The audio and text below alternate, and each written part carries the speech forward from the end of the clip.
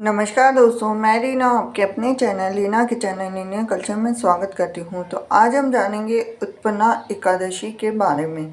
तो उत्पन्ना एकादशी जो कि कल है 26 नवंबर 2024 को मनाई जाएगी और एकादशी का सबसे ज़्यादा महत्व होता है। और उत्पन्ना एकादशी व्रत कथा इसके पाठ से हर कार्य में मिलती है सिद्धि और बन जाते हैं सभी बिगड़े काम।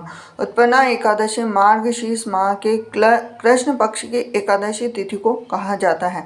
पौराणिक मान्यताओं के अनुसार इस तिथि को ही देवी एकादशी की उत्पत्ति हुई थी। इस कारण से भगवान विष्णु को उत्पन्ना एकादशी बेहद प्रिय मानी जाती है। इस दिन भगवान विष्णु की विधि विधान से पूजा की जाती है और इस एकादशी का व्रत रखा जाता है। व्रत में उत्पन्ना एकादशी की व्रत कथा का पाठ करना बहुत ही जरूरी माना जाता है।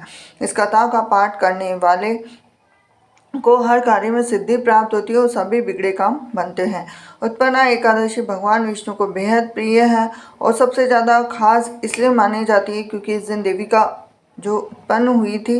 तो आइए जानते हैं उत्पन्ना एकादशी की संपूर्ण व्रत कथा विस्तार से। तो एक बार युधिष्ठिर ने पूछा, भगवान पुण्यमयी एकादशी तिथि कैसे उत्पन्न हुई और इस संसार में क्यों पवित्र मानी जाती है तथा देवताओं को कैसे प्रिय है।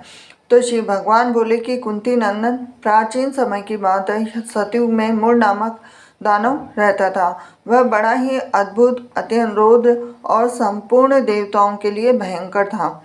उस काल रूपधारी दुरात्मा महासुर ने इंद्र को भी जीत लिया था। संपूर्ण देवता इससे परास्त करके स्वर्ग से निकाले जा चुके थे और संकित और भयभीत होकर पृथ्वी पर विचार करते थे। एक दिन सब देवता महादेव जी के पास गए और वहां इंद्र ने भगवान शिव के आगे सारा हाल कह सुना। तो इंद्र बोले, महेश्वर, ये देवता स्वर्गलोक से भ्रष्ट होकर पृथ्वी पर विचार कर रहे हैं। मनुष्यों ने रहकर इनकी शोभा नहीं होती है। देव, कोई उपाय बताइए। तो देवता किसका सहारा लिया जाए।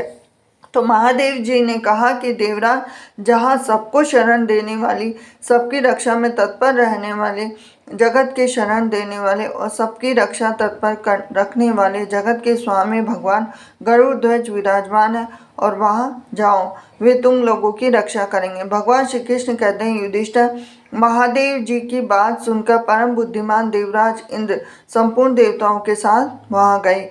भगवान गदाधर क्षीर सागर के जल में सो रहे थे। उनका दर्शन करके इंद्र ने हाथ जोड़ के स्तुति आरंभ करी। तो इंद्र बोले, देव देवेश्वर, आपको नमस्कार है और देवता और दानव दोनों ही आपकी वंदना करते हैं।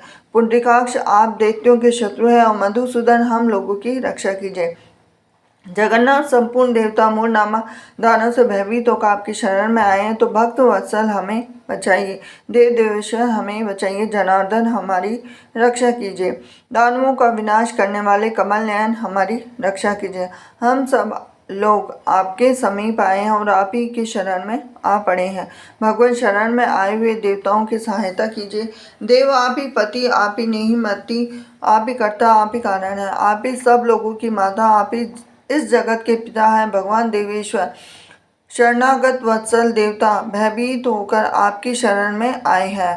प्रभु, अत्यंत उग्र स्वभाव वाले महाबली मूर नामक दैत्य ने संपूर्ण तुर देवताओं को जीत कर इन्हें स्वर्ग से निकाल दिया है। इंद्र की बात सुनकर भगवान विष्णु बोले, देवराज, यह दानव कैसा है, इसका रूप और बल कैसा है, उस दुष्ट के रहने का स्थान कहाँ है। तो इंद्र बोले, देवेश्वर, पूर्व काल में ब्रह्मा जी के वंश में तालझरण नामक एक महान असुर हुए थे जो अत्यंत भयंकर था। उसका पुत्र मूर दानव के नाम से विख्यात हुआ है। वह भी अत्यंत उत्कृष्ट और महापराक्रमी और देवताओं के लिए भयंकर है। चंद्रावती नाम से प्रसिद्ध एक नगरी, उसी में स्थान बनाकर वह निवास करता है। उस दैत्य ने देवताओं को परास्त करके स्वर्ग लोक से बाहर कर दिया और उसने इस दूसरे ही इंद्र को स्वर्ग के सिंहासन पर बिठा दिया। अन्य चंद्रमा, सूर्य, वायु और वरुण भी उसने दूसरे ही बनाए हैं। जनार्दन, मैं भी सभी बात बता रहा हूँ।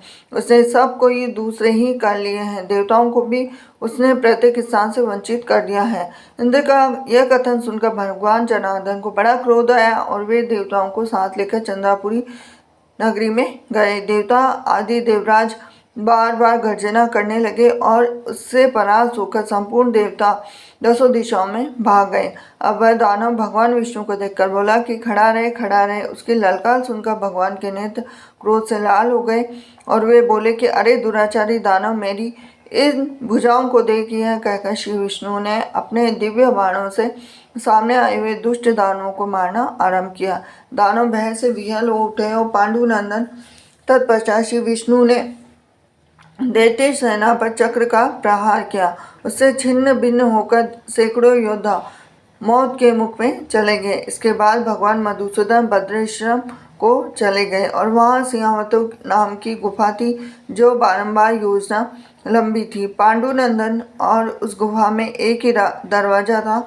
भगवान विष्णु उसी में सो रहे थे तो दानव मूर्ख भगवान को मार डालने के उद्योग में लगा था। वह उनके पीछे गया और वहां पहुंचकर उसने गुहा में प्रवेश किया। वहां भगवान को सोते हुए देखकर उसे बड़ा हर्ष हुआ। उसने सोचा कि यह दानवों का भय देने वाला देवता है, अतः निसंदेह से मार डालूंगा। युधिष्ठिर दानव के इस प्रकार के विचार से भगवान विष्णु के शरीर से कन्या प्रकट हुई जो बहुत ही रूपवती, सौभाग्यशाली और दिव्य अस्त्र शस्त्रों से युक्त थी। वह भगवान के तेज के अंश से उत्पन्न हुई थी और इसका बल और पराक्रम महान था। युधिष्ठिर दानवराज मूर ने उस कन्या को देखा और कन्या ने युद्ध का विचार करके दानव के साथ युद्ध के लिए याचना की। युद्ध छिड़ गया और कन्या इस सब प्रकार की युद्ध कला में निपुण थी और वह मूर नामक महान असुर उसके हुंकार मात्र से राख का ढेर हो गया। दानव के मारे जाने पर भगवान जाग उठे और उन्होंने दानव को धरती पर पड़ा देख पूछा, मेरा यह बस शत्रु अत्यंत उम्र और भयंकर था, किसने इसका वध किया? तो कन्या बोली, स्वामी, आपके ही प्रसाद से मैंने इस महान दैत्य का वध किया है। श्री भगवान ने कहा, कल्याणी, तुम्हारे इस कर्म से तीनों लोकाक्त मुनि देवता आनंदित हुए हैं, अतः तुम्हारे मन में जैसी रुचि हो उसके अनुसार मुझसे कोई भी वर मांग सकते हो। देव दुर्लभ होने पर भी वह वर मैं तुम्हें दूंगा, इसमें तनिक भी संदेह नहीं। वह कन्या साक्षात एकादशी ही थी और उसने कहा कि प्रभु, यदि आप प्रसन्न हैं तो मैं आपकी कृपा से सब तीर्थों में प्रधान, सब विप्रों का नाश करने वाली तथा सब प्रकार की सिद्धि देने वाली देवी हूँ। जनार्दन, जो लोग आप में भक्ति रखते हैं मेरे दिन को उपवास करेंगे और उन्हें इस सब प्रकार की सिद्धि प्राप्त हो। माधव, जो लोग उपवास, नक्त तथा एक भुक्त करके मेरे व्रत का पालन करेंगे उन्हें आप धन, धर्म और मोक्ष प्रदान कीजिए। श्री विष्णु बोली, कल्याणी, तुम जो कहती हो वह सब पूर्ण होगा। भगवान श्री कृष्ण कहते हैं कि युधिष्ठिर ऐसा वर पाकर महाव्रता एकादशी बहुत प्रसन्न हुई और दोनों पक्षों की एकादशी समान रूप से कल्याण करने वाली है। इसमें शुक्ल और कृष्ण का भेद नहीं करना चाहिए। यदि उदय काल में थोड़ी सी एकादशी, मध्य में पूरी द्वादशी, अंत में किंचित त्रयोदशी हो तो त्रिस्पर्शा एकादशी कहलाती है और वह भगवान को बहुत ही प्रिय है। यदि एक त्रिस्पर्शा एकादशी को उपवास कर लिया जाए तो एक सहस्र एकादशी व्रतों का फल प्राप्त होता है। इसी प्रकार द्वादशी में पारण करने पर सहस्त्र गुना फल प्राप्त होता। अष्टमी, एकादशी, षष्ठी, तृतीया और चतुर्दशी ये यदि पूर्व तिथि से विद्ध हो तो उनमें व्रत नहीं करना चाहिए। परिवर्तनी तिथि से युक्त होने पर ही उपवास का विधान है। पहले दिन में, रात में भी एकादशी हो तथा के दूसरे दिन केवल प्रातःकाल एक दंड एकादशी रहे। पहली तिथि का परित्याग करके दूसरे दिन की द्वादशी एकादशी को ही उपवास करना चाहिए। यह विधि मैंने दोनों पक्षों की एकादशी के लिए बताई है और जो मनुष्य एकादशी को उपवास करता है वह वैकुंठ धाम में, जहाँ साक्षात भगवान गरुड़ध्वज विराजमान जाता है। जो मानव हर समय एकादशी के महात्म्य का पाठ करता है उसे सहस्त्र गोदानों के पुण्य का फल प्राप्त होता है। जो दिन या रात में भक्ति पूर्वक इस महात्म्य का श्रवण करते हैं वे निसंदेह ब्रह्म हत्या आदि पापों से मुक्त हो जाते हैं। एकादशी के समान पाप नाशक व्रत दूसरों को कोई नहीं मिलता है। तो ये थी खास जानकारी आपके लिए। वीडियो अगर आपको थोड़ा सा भी रोचक लगा हो तो वीडियो को लाइक करें। चैनल पर नए जुड़े हैं चैनल को सब्सक्राइब करें, बेल आइकन प्रेस करें और ऐसी जानकारी के लिए मेरे साथ बने रहिए। Reena channel Indian culture. मिलती हूँ आपसे अगले वीडियो में। हरे कृष्णा।